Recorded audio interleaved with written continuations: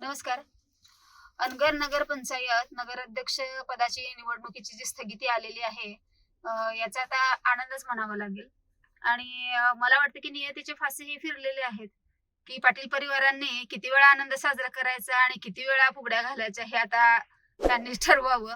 आणि याबाबत इतकंच म्हणू शकते, की मला एकतर तिथं अर्ज भरायला येण्यासाठी खूप अडथळे आणलेले होते. त्यातूनही मी तिथपर्यंत संकट पार करत तिथपर्यंत गेलेली होते. नंतर तिथे तांत्रिक बाबीमुळे माझा अर्ज त्यांनी बाद केला. परत मी न्यायालयामध्ये दाद मागण्यासाठी सोलापूर सत्र न्यायालयामध्ये मी तिथं गेले. तिथंही काही कागदपत्रांमध्ये गहाळ करण्यामध्ये आला आणि आमच्या विरोधात निकाल गेला. तरीही तिथली अजून अंतिम निकालाची प्रत ही माझ्या हाती आलेली नाहीये. आता ती आज प्रत संध्याकाळपर्यंत आमच्या हाती आली म्हणजे आम्ही उच्च न्यायालयामध्ये मी जाणार आहे. तसं जर पाहिलं तर 20 तारखेपर्यंत या निर्णयाला स्थगिती आहे.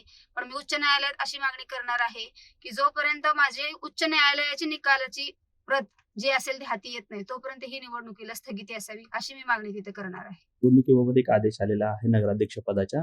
नक्की काय ह्या आदेशामधून सांगायचं आहे? काय नक्की निर्णय आहेत? काल रात्री आयोगाचं एक परिपत्रक 29/11/2025 रोजी प्राप्त झालेलं आहे.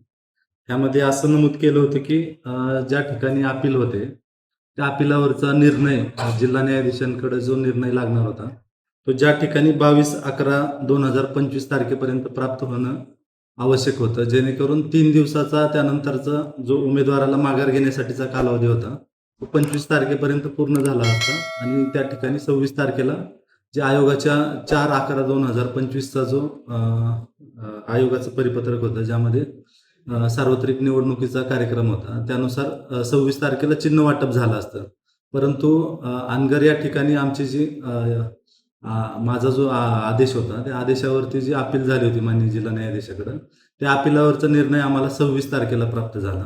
त्यामुळे आम्हाला चिन्ह वाटप किंवा इतर गोष्टी असतील ज्या आयोगाच्या परिपत्रकाप्रमाणे होत्या त्या करता आल्या नव्हत्या आणि त्यानुसार जे आयोगाचं 29/11ला परिपत्रक आलेलं आहे त्यामध्ये आयोगानं असं नमूद केलं होतं की 26/11 पर्यंत ज्यांना चिन्ह वाटप करता आलं नाही आणि आमच्या ठिकाणी अपिलाचा निकाल जो आहे तो उशिरा लागला होता, त्यामुळं आयोगाचे जे नवीन ह्याच्यानुसार सूचना आहेत त्यानुसार आमचा पुढील टप्प्याचा जो कार्यक्रम आहे तो 4/12/2025ला माननीय जिल्हाधिकारी महोदय निवडणुकीचा कार्यक्रम जारी करतील आणि त्यानुसार दिनांक 10/12/2025 रोजी नामनिर्देशन पत्र माघार घेण्याचे अंतिम दिनांक असेल आणि त्यानंतर माघार जर कुणाची आली तर त्यानुसार आम्ही आयोगाला कळवू आणि त्या ठिकाणी आमचा जो निवडणुकीचा कार्यक्रम आहे जर कोणी माघार नाही घेतली तर निवडणूक बिनविरोध झाली असा आम्ही आयोगाला प्रस्ताव पाठवू आणि आयोगाचे ज्या मार्गदर्शन आल्यानंतर आम्ही बिनविरोध झाले का नाही ते डिक्लेअर करायचं ठरवू. साधारण कोणत्या तारखेपर्यंत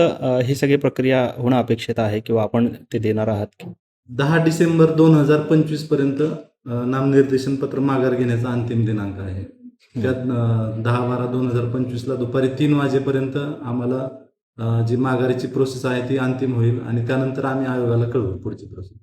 म्हणजे 10 तारखेपर्यंत किमान घोषित करता येणार नाही की ही निवडणूक बिनविरोध झाली किंवा 10 तारखेपर्यंत आम्हाला घोषित करता येणार नाही. जर कुठली माघार आली नाही तर प्रत्येक प्रभागासाठी एक नामनिर्देशन पत्र प्राप्त आहे आणि नगराध्यक्ष पदासाठी देखील एकच नामनिर्देशन पत्र सद्यस्थितीला आमच्याकडं शिल्लक राहिलेलं आहे. जर कुणी माघार घेतली नाही तर 10/12/25ला दुपारी 3 वाजता जो माघारीचा कालावधी आहे तो संपल्यानंतर आम्ही आयोगाला बिनविरोध बाबत कळवू.